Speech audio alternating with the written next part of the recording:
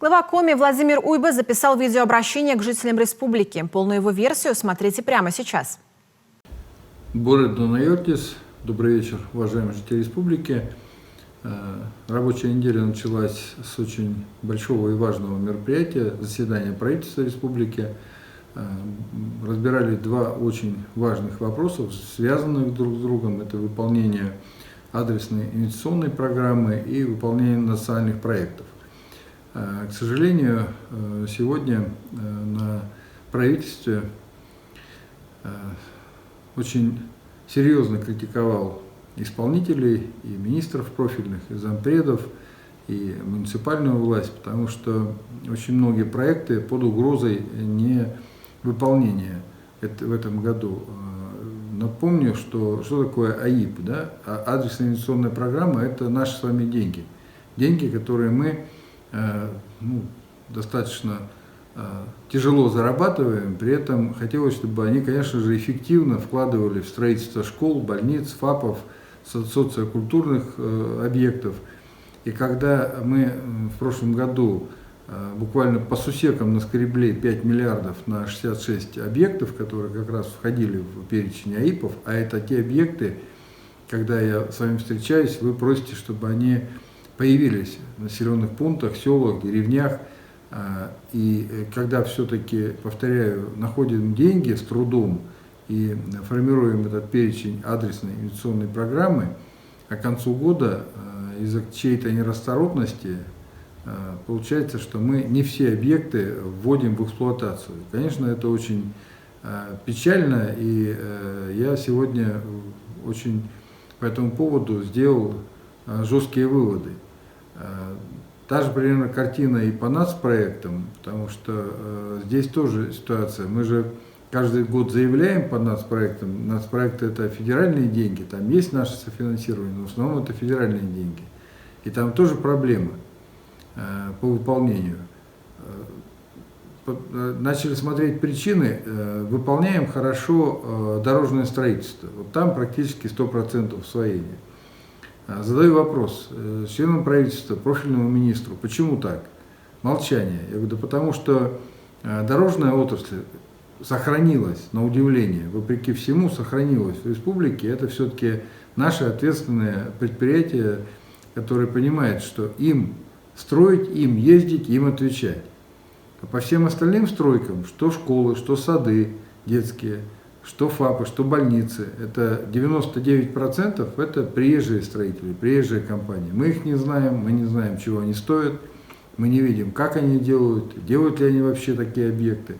Но 44-й закон. Конкурс, компания приехала, вместо того, чтобы сдать вовремя и уехать, они начинают, бросают, а затем мы там начинаем бегать, искать, во-первых, как с ним расторгнуть контракт, а во-вторых, кто будет достраивать брошенный объект. Конечно, время уходит, самое главное неэффективность, а ведь не в том, чтобы деньги вложить и построить. Эффективность заключается в том, что вы, уважаемые жители республики, не получаете школ, детских садов для детей, для своих, да, для рабочие места не получаем объекты здравоохранения, соответственно, люди не могут получить качественную медицинскую помощь. Вот в чем проблема. Поэтому дал до конца года сейчас, там, где возможно, без ущерба качества, ситуацию выровнять, объекты сдать. Там, где нет, значит, доложить, какие будут приняты меры для того, чтобы их максимально быстро достроить в 2022 году. Если увижу, что ситуация не исправляется, придется принимать кадровые решения. Вторая тема, второй вопрос, тоже насущная. Началась зима, в населенные пункты начали заходить волки. Причем вот фейковая информация, которая распространялась в средствах массовой информации, о том, что у нас не предусмотрены деньги на отстрел волков, это полный обман. Значит, мы предусмотрели и на 2022 год, на 2021 год у нас деньги есть, на 2023 и на 2024 по 5 миллионов рублей. Из чего мы исходили? Максимально мы отстрелили в прошлом году 254 волка. Вот мы исходили из того, что 250 волков по 20 тысяч за волка, вот они 5 миллионов. Значит, будет больше, мы имеем право росписью дополнить, добавить. Но принципиально, вот, когда пошла информация, что денег не заложили, волки всех съедят, это совершенно, как я сказал, неправда, деньги заложены. Другая ситуация. Волки заходят в населенный пункт, и в населенных пунктах, значит, первые, кто попадает им на их острые зубы, это собаки. И мы точно так же вот в этом году, летом, когда встречались в населенных пунктах, и этот вопрос обсуждали, я предложил решение, его никогда раньше не применяли, не реализовывали, выдавать дежурную путевку, так называемую служебную путевку главам местных сельских поселений.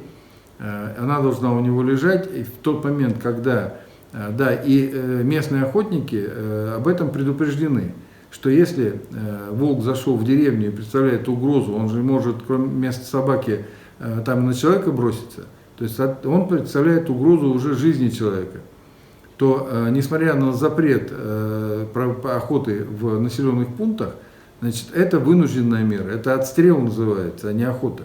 Поэтому вот эта дежурная путевка, служебная по сути, лежит и ждет своего волка. И как только волк зашел в населенный пункт, охотник обязан этого волка отстрелить, а глава сельского поселения должен после отстрела заполнить эту путевку на того, кто этого волка застрелил. Тем самым законность не нарушается, данная процедура согласована с прокуратурой. Поэтому никаких, и со Следственным комитетом, никаких вопросов в части того, что мы каким-то образом нарушаем законность, нет. Но решение найдено, и его надо реализовывать, а не разводить руками и говорить, вот опять зашли волки в село, и мы вот фиксируем, что опять там задрали собак. Я на это спрашиваю, охотники есть? Есть охотники. Чего вы ждете? Чтобы в следующий раз, не дай бог, там на человека кинулись? Есть механизм, реализуйте его. Поэтому главы муниципалитетов об этом знают, и главы сельских поселений об этом знают. Минприрода этот проект уже реализовывает на многих муниципальных площадках.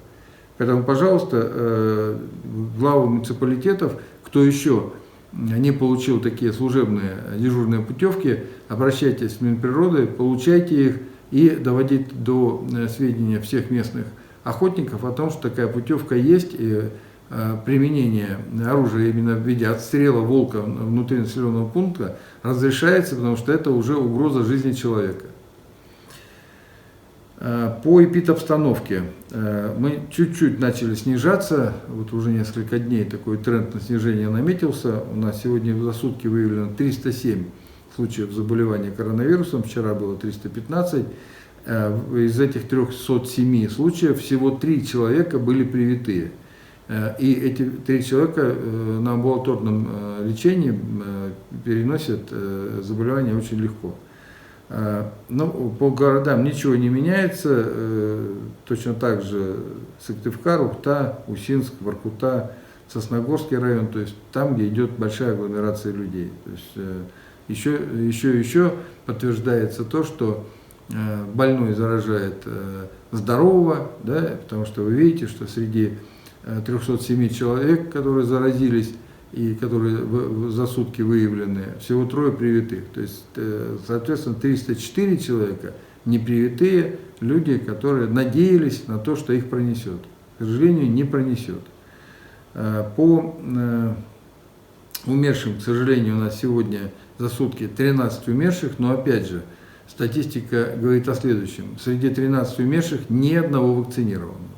То есть умирают, заболевают и умирают невакцинированные люди. И среди заболевших практически 99% это не привитые. И среди умерших 0 привитых, соответственно, все умершие не привитые. Поэтому, уважаемые жители республики, пожалуйста, снова и снова повторяю вам, что нужно вакцинироваться. По вакцинированным мы очень хорошо прирастаем. Всем спасибо, кто реагирует на мои доводы и приходит вакцинироваться. У нас на сегодня вакцинированных 323 992 человека. При этом очень хороший запас вакцины, более 130 тысяч доз. Уважаемые жители республики, на этом у меня сегодня вся информация. Всего вам самого доброго. Берегите друг друга, берегите детей, соблюдайте масочный режим. До следующей встречи.